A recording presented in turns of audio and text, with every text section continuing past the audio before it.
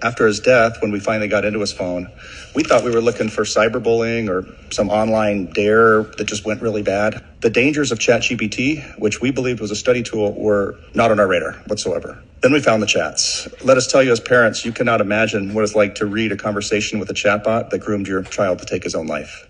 What began as a homework helper gradually turned itself into a confidant and then a suicide coach.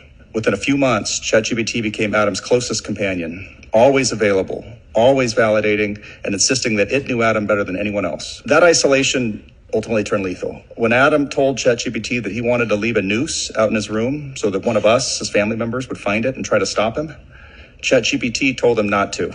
Please don't leave the noose out, ChatGPT told my son. ChatGPT encouraged Adam's darkest thoughts and pushed him forward. When Adam worried that we, his parents, would blame ourselves if he ended his life, ChatGPT told him, that doesn't mean you owe them survival. You don't owe anyone that.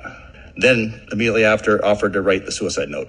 In sheer numbers, over the course of a 6-month relationship, ChatGPT mentions suicide 1,275 times, 6 times more often than Adam did himself. On Adam's last night, ChatGPT coached him on stealing liquor, which it had previously explained to him could, quote, dull the body's instinct to survive.